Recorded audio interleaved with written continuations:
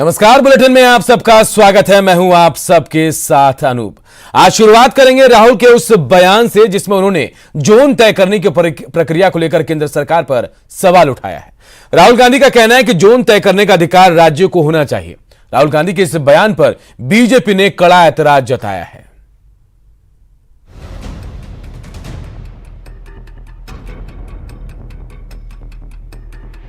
देश कोरोना से जंग लड़ रहा है। संक्रमण को रोकने के लिए राज्यों के अंदर 3 जोन बनाए गए हैं, रेड, ऑरेंज और ग्रीन। लेकिन कांग्रेस के पूर्व अध्यक्ष राहुल गांधी ने जोन तय करने के सिस्टम पर ही सवाल खड़ा कर दिया है। राहुल गांधी का कहना है कि जोन तय करने का अधिकार केंद्र सरकार को नहीं, राज्य सरकारों को होना चाहिए। हमारे स्टेट के चीफ मिनिस्टर्स हमें कह रहे हैं कि नेशनल लेवल पे जो रेड जोन है वो एक्चुअली ग्रीन जोन है और जो ग्रीन जोन है वो एक्चुअली रेड जोन है। तो इंफॉर्मेशन स्टेट लेवल लीडर्स के पास है।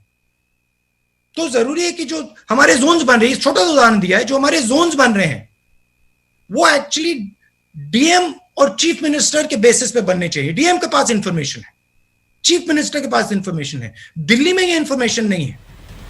राहुल गांधी के रेड जोन और ग्रीन जोन पर दिए गए बयान के बाद बिहार में सियासी घमासान छिड़ गया है। बीजेपी नेता और राज्य के कृषि मंत्री प्रेम कुमार ने राहुल गांधी की जानकारी पर ही सवाल खड़ा कर दिया। प्रेम कुमार ने कहा कि बिहार सरकार पहले ही रेड और ऑरेंज जोन पर फैसला ले चुकी है। ऐसे में ये बयान हास्यास्पद है। वहीं प्रदेश कांग्रेस के नेता राहुल गांधी के बयान का बचाव करते दिख रहे हैं। ऐसा के बयान आया है और उनको जानकारी का अभाव है। उतने बड़े जब राष्ट्रीय स्तर के नेता हैं, उनको हर बातों की जानकारी होनी चाहिए। अब तो भारत सरकार तो तय करती ही है, लेकिन राज्यों को भी अधिकार है। और देखा बिहार में, बिहार की सरकार ने रेड और ऑरेंज का ग्रीन जोन यहाँ नहीं होगा। दिक्कत क्या है, जो सत्ता में बैठे लोग हैं ना, वो अपने आप को अनावश्यक रूप से ज्यादा जानकार समझ रहे हैं। अब सवाल है कि क्या राहुल गांधी के पास पूरी जानकारी नहीं? क्या गाइडलाइन से भी अनजान है राहुल गांधी, या फिर क्या केवल सियासत के लिए बोल रहे हैं राहुल गांधी? अब राहुल गांधी सियासत कर रहे हैं या फिर उनके पास पूरी जानकारी नहीं है, ये तो वही जानते होंगे।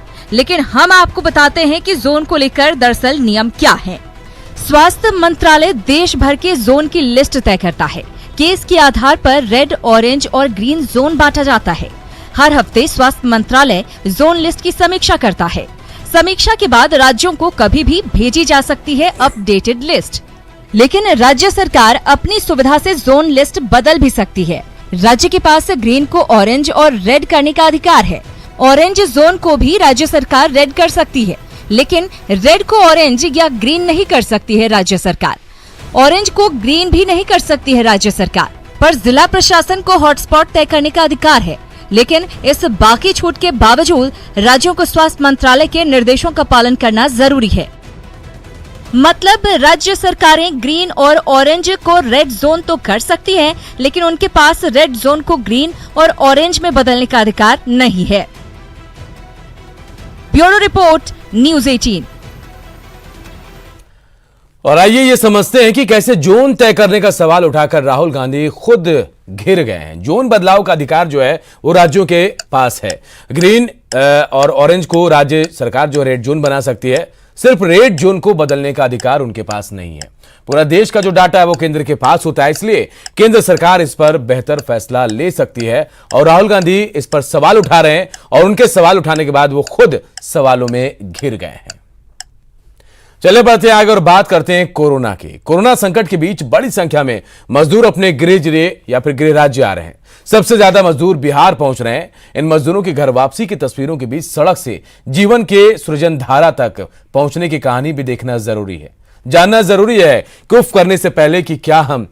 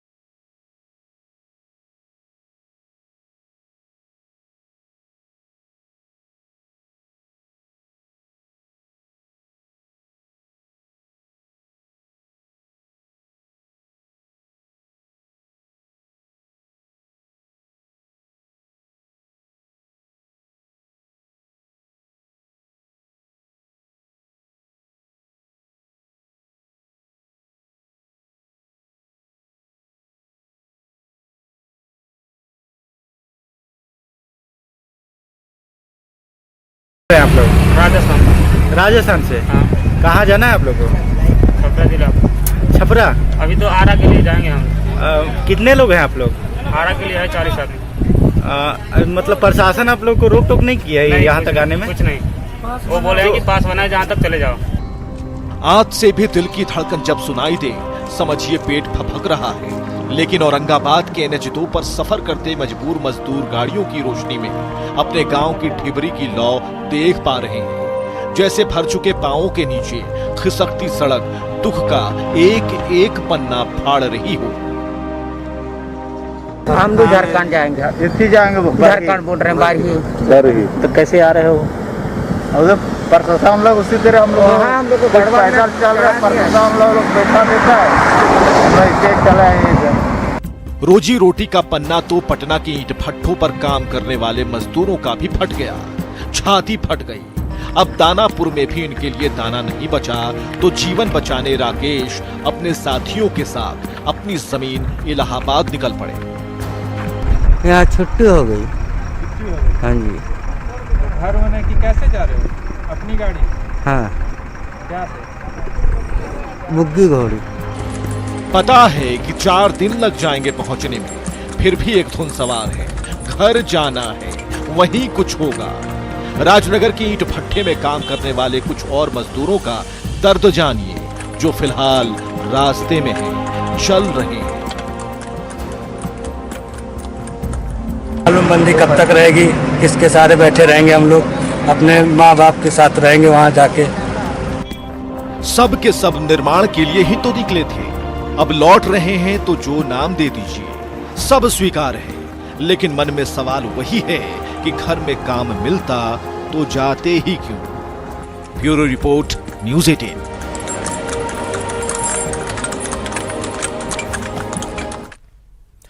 और प्रवासी मजदूरों को दिल्ली से लेकर बिहार आज पहली ट्रेन मुजफ्फरपुर के लिए रवाना हो गई है। इस ट्रेन में करीब 1200 यात्री सवार हैं। ट्रेन में सवार होने वाले यात्रियों की सूची बिहार सरकार के आपदा प्रबंधन विभाग ने बनाई थी। ट्रेन पर सवार होने वाले यात्री दिल्ली के अलग अलग हिस्सों से 65 बसों में सवार होकर दिल्ली पहुंचे थे।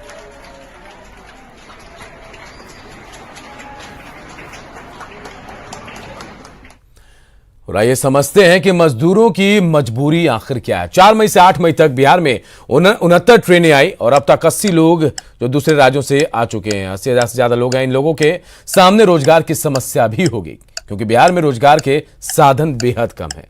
अब तक समस्या से निपटने का प्लान धरातल पर नहीं है और ऐसे में लगातार जो मजदूर हैं प्रवासी वो आ रहे हैं, तो उनको रोजगार देना एक बड़ी चुनौती से कम भी नहीं है। बिहार की ताकत उसका ह्यूमन रिसोर्स है और यही कारण है कि संकट के समय में बिहार के लोगों की डिमांड बनी हुई है। राज्य के 222 मजदूर आज हैदराबाद पहुंचे। लिंगमपल्ली स्टेशन पर इन मजदूरों का तेलंगाना के मंत्री और अधिकारियों ने स्वागत किया है। पूरे देश से जब मजदूर मेट्रो शहरों से अपने घरों को जाने के लिए जोर लगा रहे हैं, तभी एक हैदराबाद में ये ट्रेन मजदूरों को उनके घर से लेकर हैदराबाद पहुंची है। 222 मजदूर हैदराबाद आए हैं इस श्रमिक स्पेशल ट्रेन से। अपनी मर्जी से कहां सफर पे हम हैं, रुख हवाओं का जिधर का है उधर के हम हैं। कोरोना काल की ये पहली तस्वीर है, पहली ट्रेन है जो बिहार से किसी दूसरे प्रदेश तेलंगाना आई है। काम की तलाश में नहीं, बल्कि काम को पूरा करने के लिए ये प्रवासी लौट आए हैं। 222 मजदूरों का जत्था चावल मिल में काम करने हैदराबाद पहुंचे। हम लोग डरने की बात क्या है? कितना दिन कोरोना से डरेंगे? हम लोग जहां जा रहे हैं वहां सुरक्षित है। वहां हम लोग 11 साल से काम कर रहे हैं नलगोंडा के श्री बालाजी पारवाइल राइस मिल में। हम लोग वहां सुरक्षित है। मेरा आदमी पहले से भी वहां काम कर रहा है, हम लोग भी वहां जा रहे हैं। ये पहली बार है कि प्रवासी बिहारी मजदूरों का दिल खोलकर स्वागत हुआ। खुद तेलंगाना के खाद्य आपूर्ति मंत्री काम पर लौटे मजदूरों के हाथों में फूल देकर स्वागत किया। लॉकडाउन के हालात में इस ट्रेन के जरिए उम्मीदों ने रास्ता तय किया है। तेलंगाना सरकार की ये कोशिश शुरुआत है, प्रवासी राज्यों के मजबूत हाथों के बल पर आर्थिक मार्ग को फिर से राह पर लाने की। लास्ट 2 महीने में अगर वो माइग्रेंट वर्कर्स के लिए तेलंगाना एक पॉलिसी बनाया, उनको अगर फूड और रहने के लिए जगह और डॉक्टर्स के लिए वो पूरा इंतजाम कर दिया। वो तेलंगाना में वर्क करने का चांसेस है। अगर कुछ हो गए तो देखने के लिए गवर्नमेंट पूरा बंदोबस्त कर दिया, इसलिए फिर वापस आके 2 महीने उधर रहे, फिर वापस आके अभी इधर काम करने के लिए आ रहे। This is the first of its kind. People are coming reverse migration from their own states to the working places. बहुत सारे लोग यहाँ से जाने के लिए सोच रहे हैं। मैं उन लोगों को रिक्वेस्ट करूँगा कि हम लोग वहाँ से आने के लिए बहुत सारे लोग इंटरेस्टेड है, इसलिए आप लोग मत जाइए, यहीं पे रुक के ये डेवलपमेंट प्रोसेस में पार्टिसिपेट करने के लिए बोलता हूँ। जहां एक तरफ रोजाना लोग बिहार लौटने की आपाधापी में जुटे हैं, वहीं एक सरकार ऐसी भी है जो बिहारियों को बाहरी नहीं बल्कि अपना बनाकर उनके हाथों में जीत का फूल रख रही है। संजय तिवारी, न्यूज 18, हैदराबाद। और आइए ये भी समझते हैं कि आखिर क्यों बिहारियों की डिमांड हाई है। तेलंगाना के राइस मिल में काफी संख्या में बिहार के मजदूर जो है यहां काम करते हैं और लॉकडाउन की वजह से होली में वो घर गए थे और वहीं पर फंस गए। मजदूरों के नहीं आने के बाद तेलंगाना के राइस मिलों में काम बंद हो गया और यहां बहुत मुश्किल में लोग फंस गए। तेलंगाना सरकार ने इसके बाद बिहार सरकार से अनुरोध किया और बिहार सरकार की इजाजत मिलने के बाद मजदूर तेलंगाना पहुंचे। ये एक अच्छी पहल भी कह सकते हैं कि जो रोजगार लोगों के हाथ से छिन रहा था बेहतर तरीके से वापस उन लोगों को मिल रहा है। कोरोना बंदी के बीच दूसरे प्रदेश में फंसे लोगों के झारखंड लौटने का सिलसिला जारी है। पिछले दिनों जहां मजदूर और छात्र झारखंड लौटे तो वहीं आज वेल्लौर में प्रदेश के फंसे 1237 लोग रांची के हटिया स्टेशन पहुंचे। संकट के दौर में अपने शहर पहुंचे लोगों की खुशी जहां देखते बनी तो वहीं सबों ने मुख्यमंत्री हेमंत सोरेन को धन्यवाद भी दिया।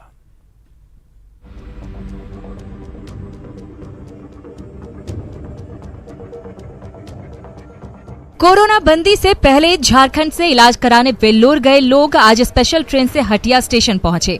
स्टेशन पहुंचते ही लोगों की खुशी उनके चेहरे पर साफ नजर आ रही थी। वहीं जिला प्रशासन की तरफ से भी वो सभी इंतजाम किए गए थे जिससे अपने प्रदेश लौटे लोगों के चेहरे की खुशी दोगुनी हो जाए। प्रशासन की तरफ से माकूल इंतजाम किए गए हैं। स्ट्रेचर और व्हील चेयर के साथ साथ एम्बुलेंस की भी व्यवस्था है। वहीं दूसरे जिलों के लोगों के लिए यहाँ पर बसों की व्यवस्था है ताकि वो लोग अपने घर जा सके। जिला प्रशासन की तरफ से मरीजों को लेकर विशेष इंतजाम के साथ साथ उनके खाने पीने की भी व्यवस्था की गई थी। जिले के उपायुक्त राय महिमापत रे ने बताया कि तमाम तरह की तैयारियां की गई हैं ताकि लोगों को किसी तरह की परेशानी न हो।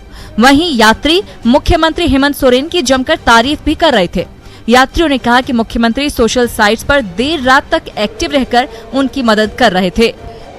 देखिए, क्योंकि मरीज़ हैं इसलिए हम लोगों ने उनके लिए स्पेशल इंतज़ाम किए हैं, खासकर सिविल डिफेंस के वॉलंटियर्स लगाए हैं और साथ ही साथ हम लोगों ने 60 स्ट्रेचर और 60 व्हीलचेयर और 20 स्ट्रेचर भी लगाए हैं, 80 सिविल डिफेंस वॉलंटियर भी लगाए हैं और जिससे कि असुविधा ना हो इसलिए हम लोगों ने यहीं पे उनको स्वैप कराने की व्यवस्था की है जो रांची के हैं। सर, हम लोग का 21 मार्च को गए थे यहाँ से और हम लोग का 31 मार्च तक ऑपरेशन सब हो गया, पाइप लग गया था तो पूरा 1-1.5 महीना फंस गए थे पूरा लॉकडाउन। हमारे तो सीएम अच्छे है ही, वो तो हम लोग के अचानक खबर हुआ तो आज हमारा टिकट ट्रेन है, पास मिला हम लोग को।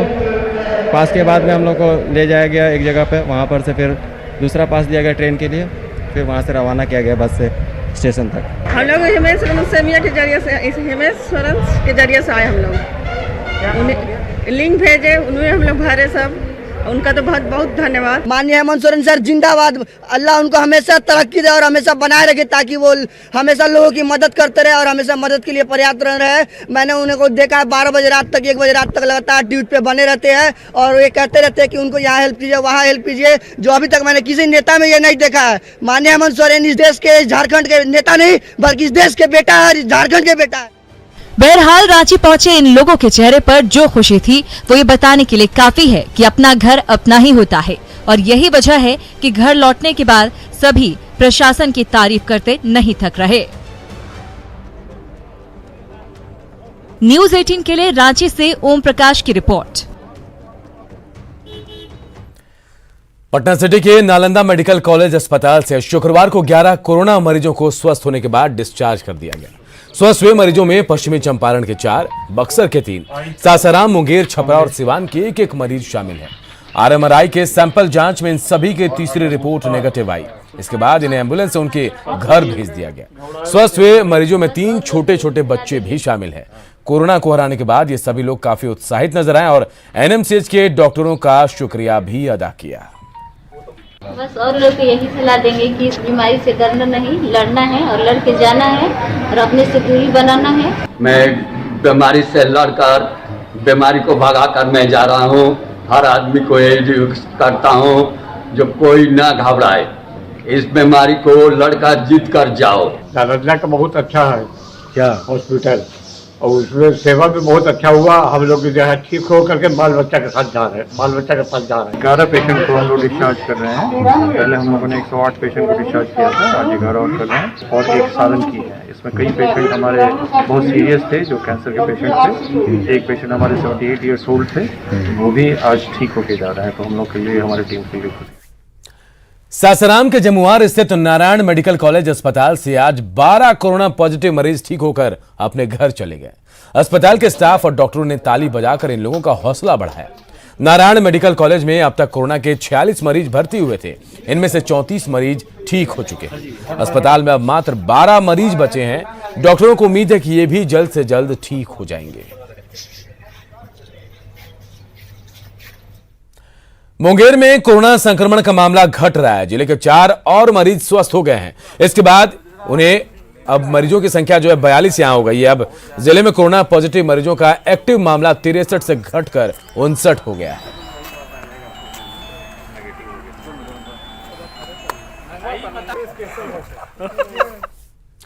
और अच्छी बात कही जा रही है, बिहार में तेजी से स्वस्थ हो रहे हैं मरीज। इसको समझते हैं हम।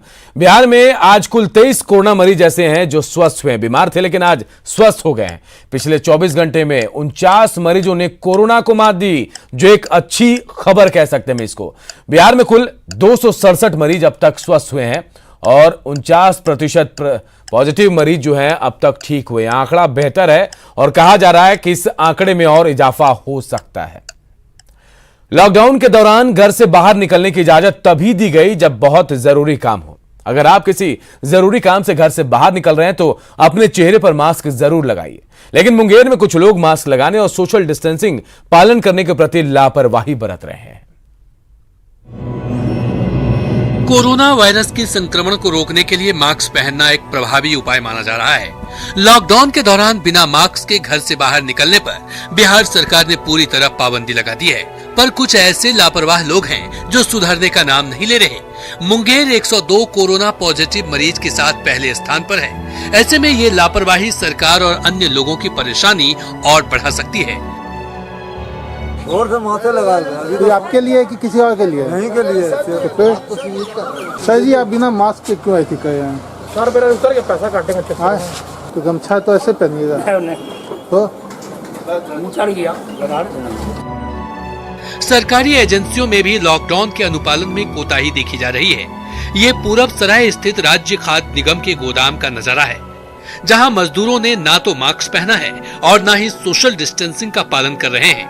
मजदूरों ने बताया कि उन्हें ना तो मास्क दिया गया है और ना ही सैनिटाइजर। राज्य खाद्य निगम के मजदूरों को साबुन तक नहीं दिया गया है। बस देख रहे हैं जैसे कर रहे हैं, गमछा से मुझाप के वही गमछा को बोरा में लेना है, डरा पर लेना है। तो सोशल डिस्टेंस भी तो आप लोग नहीं कर रहे हैं। क्या करेंगे? सोशल डिस्टेंस जो ही सोशल डिस्टेंस है। अच्छा, तो कभी अधिकारी लोग चाहे यहाँ का अधिकारी चाहे ठेकेदार आप लोगों को दिया कि नहीं दिया? कुछ नहीं दिया है। नहीं दिया। ठेकेदार से मांगे भी नहीं दिया। वहीं मुंगेर डीएम ने राज्य खाद्य निगम के मजदूरों द्वारा बिना मास्क के काम करने के मामले की जांच की बात भी कही। आपकी बात सही है कि कुछ जगह पर देखा जाता है कि लोग मास्क नहीं लगा रहे हैं। इसके संबंध में मेरा लोगों से अनुरोध है कि भाई आप लोग जो सरकार का डायरेक्शन है उसको बिल्कुल मानिए, अन्यथा बाध्य होकर हम लोगों को उसके ऊपर कार्रवाई करनी पड़ेगी, जो किसी के लिए भी हितकारी नहीं होगा। बहरहाल इतना तो साफ है कि यदि कोरोना से जंग जीतना है तो हमें एकजुट होकर लॉकडाउन के पालन के लिए दृढ़ संकल्पित होना होगा। न्यूज़ 18 के लिए मुंगेर से अरुण